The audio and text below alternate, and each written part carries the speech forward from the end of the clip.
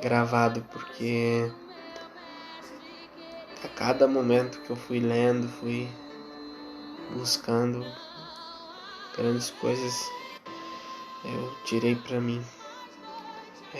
Hoje a gente vai terminar não, a gente vai começar o segundo capítulo, né, de Tiago. E quem puder acompanhar, eu tô com a Bíblia, a Mensagem, que é a versão que eu tinha comentado que eu iria usar nos devocionais aqui, né, pra ficar mais fácil de entender até mesmo, porque ela é uma linguagem mais para devocional, né. Eu vou lendo aos poucos e vou comentando daí os versículos, né. O princípio maior, o amor. Meus amigos, não deixe que a opinião dos outros interfira na maneira de viver a fé gloriosa no Senhor. Se um homem vestido de roupas de grife entra na igreja, vocês dizem: sente-se aqui, meu prezado. Este é o melhor lugar. Mas se, quando entra uma pessoa pobre vestida com roupas velhas, vocês ignoram e dizem: é melhor sentar ali atrás, no fundo. Então, vocês estão discriminando uma pessoa que aceita por Deus e provando que são juízes e não merecem confiança? Nesses 4 versículos aqui, ele fala que a gente não pode fazer distinção de pessoas, né? Não importa se ela é rica, se ela é pobre, a gente tem que tratar da mesma forma. E também a gente deveria tratar como a gente quer que a gente seja tratado, né? Isso é muito comentado não só no meio cristão, mas em todo lugar, né? Que é o respeito, dá o respeito. Então, é uma coisa que já na Bíblia já fala isso muito, né? E aqui está dizendo também: escutem, vocês não sabem que Deus não é como nós? Ele escolhe a gente desprezada deste mundo para serem os primeiros cidadãos do reino do céu, com plenos direitos e privilégios. O reino foi prometido para todos que amam a Deus. Não deixem, não menosprezem esses cidadãos. Não são os grandes e os poderosos que exploram vocês nos tribunais? Não são eles que difamam o nosso nome de batismo cristão? Vocês devem cumprir o princípio maior das Escrituras: ame o próximo como a você mesmo. Mas quando ficar bajulando as pessoas que se dizem importantes, quebram esse princípio. Vocês não podem escolher o que querem cumprir a lei de Deus e ignorar o restante. O mesmo Deus disse: não adulterarás e não matarás. Se alguém adultera, mas não mata, acham que uma coisa cancela a outra? Não. Quem mata é assassino e ponto final. Fale e ajam como quem espera ser julgado pela lei que liberta. Porque se vocês recusarem agir com bondade, não devem esperar tratamento gentil. A misericórdia, que é gentil, sempre vence o julgamento, que é severo. Essa parte do texto, ele quer dizer que se a gente tentar buscar fazer a parte correta, fazer o que é correto aos olhos do Senhor, Ele nos guardará, Ele nos guiará para que quando chegar o momento da acusação, a gente não ter realmente o motivo, o porquê a gente recebe a acusação, né? E também fala que se a gente amar o próximo e somente por que ele tem, a gente acaba sendo como as pessoas que a gente julga, que às vezes não fazem as coisas pelo certo, e sim pelo interesse, né? E a principal palavra que é dessa primeira parte, né, do capítulo 1 ao capítulo 13, é amor. Se a gente tem amor pelo próximo, tá resumido em tudo, né? E agora, a partir do do verso 14 até o verso 26, vai falar sobre uma fé que tem que ter ação, que é a fé com obras, né? Amigos, vocês acham que chegarão a algum lugar apenas ouvindo, sem praticar, sem colocar em prática? Falar sobre fé é provar que tem fé? Por exemplo, você encontra um velho amigo desempregado, em situação difícil e vendo suas lutas, você diz: meu amigo, Deus o ajude, seja abençoado, e vai embora sem que lhe oferecer nada. Onde leva isso? Não é óbvio que falar de Deus sem atitude coerente não tem o mínimo sentido? Já posso ouvir vocês dizendo: parece bom, você toma conta da fé e eu cuido das obras.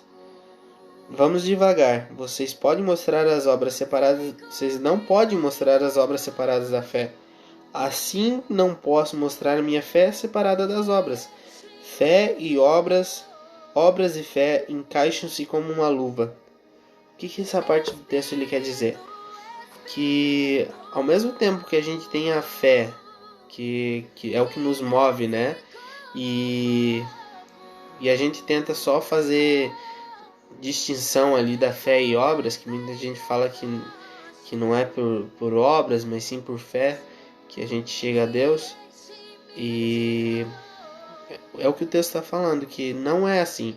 É a fé e a obra que te leva a Deus junto. E aqui está dizendo que os dois juntos, elas são como exemplo de uma luva. A luva ela tem 5 dedos, a nossa mão tem 5 dedos, né? Ela se encaixa perfeitamente, né? Lógico, se for o tamanho certo, né? Às vezes a gente tenta fazer com que um projeto de Deus seja para nossa vida, mas às vezes não é o que Deus quer. Então a gente tem que se colocar no propósito, o mesmo propósito de fé, que a obra que vai vir em seguida é a coerente para que a gente prossiga seguindo, né?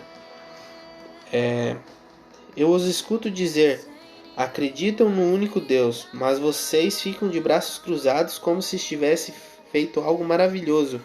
Ótimo, até os demônios fazem isso. Usem a cabeça.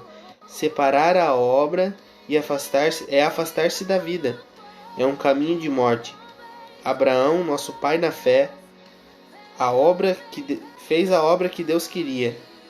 Quando levou seu filho Isaque para o altar de sacrifício, não é óbvio que a fé e obras são inseparáveis? Não é claro que a fé é expressa nas obras e que as obras são as obras da fé? Vejam como está nas escrituras, como está nas escrituras, perdão. Veja essa frase das escrituras: Abraão acreditou em Deus e foi declarado justo. Acreditar em uma ação é como no futebol, acreditar na jogada. Fé e ação fez Abraão ser chamado amigo de Deus. Não é evidente que a pessoa justa aos olhos de Deus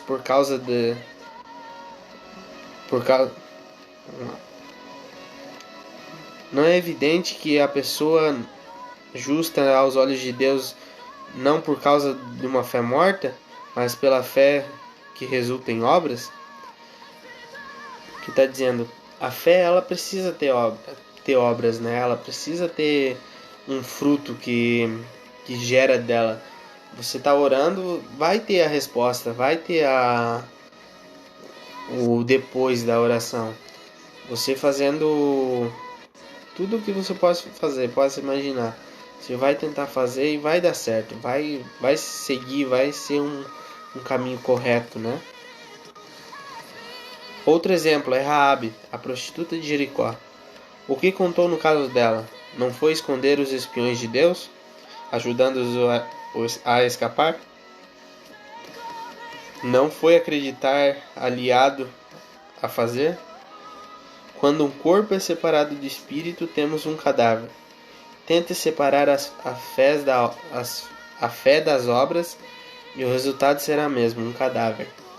Então que a gente venha entender que isso de separar a fé com as obras é mera descuido nosso, né? De querer fazer tudo com as nossas próprias mãos e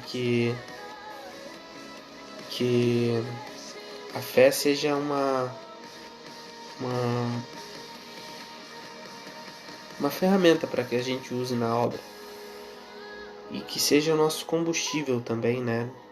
Porque eu creio que tudo que com a medida do tempo vai se desgastando, e como uma obra a gente precisa de um ânimo, de uma esperança, e que essa fé seja a nossa esperança, e que essa esperança seja a vinda de Jesus, que seja a vinda gloriosa nos céus, que será um momento incrível. Confesso que esse texto deu um pouco de trabalho para mim. Não consegui compartilhar com vocês porque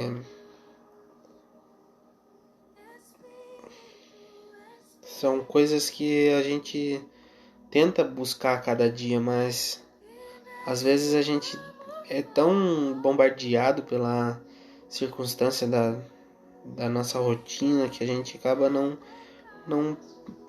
vendo pelo lado mais espiritual, a gente só vê pelo lado carnal, que a gente quer ganhar conceito, quer ser reconhecido por nesse mundo, né? Mas nada vale a gente ter riquezas aqui e no nosso secreto com Deus ser algo de momento. O andar com Deus tem que ser uma constante. Que a minha inconstância não seja motivo para mim deixar Deus, mas que a minha inconstância seja motivo para que eu veja que lá na frente Ele está cuidando do meu caminho. Então, eu espero que você tenha sido abençoado com essa palavra. E se puder, compartilhe, curta e me ajudem. Principalmente a ajuda de vocês que vem, que responde, que me dá o ânimo, né? Mas não é por homens e não por seguidores, não, e sim por Ele, né? Que esse momento que a gente está vivendo seja um momento de reflexão. Então, eu agradeço a cada um e eu vou orar pelo encerramento, eu vou orar pelo nosso Brasil, e que a cada dia a gente venha reconhecer que a gente tem que amar o nosso próximo como nós mesmos, e que a nossa fé não pode estar separada das obras. Que a nossa fé seja o combustível para que as obras continuem. Então, vamos orar. Senhor Deus, Pai, eis-me aqui, Pai, para entregar ao Senhor, Pai. Que o Senhor venha ser o Deus, Pai, que nos guia, Pai. Que o nosso amor, Pai, pelo próximo, Pai, seja independente, Pai, de quem for, Pai. Ó Deus, nos guia, Pai, para que a gente venha ser o Teu servo, Pai. Ó Senhor, que o Senhor venha ser o Pai, Pai. O Pai presente, o Pai que nos guia, Pai. O Pai que reina sobre a nossa vida, Pai. Ó Deus, que a nossa fé, Pai, não alterem as nossas obras, Pai, mas que elas venham impulsionar, Pai. E que a fé e as obras sejam uma constante, as duas juntas, Pai. Que sejam juntas, aliadas, Pai, para que a gente venha frutificar no Teu reino, Pai. Eu te louvo e te agradeço, Pai, por tudo que o Senhor tem feito, Pai, e que o Senhor ainda vai fazer, Pai. Abençoa o restante desse dia, não sei o horário que a pessoa está assistindo, mas que seja debaixo da Tua graça, Pai. Em nome de Jesus, eu te louvo e te agradeço por tudo, Pai. Em nome de Jesus. Amém.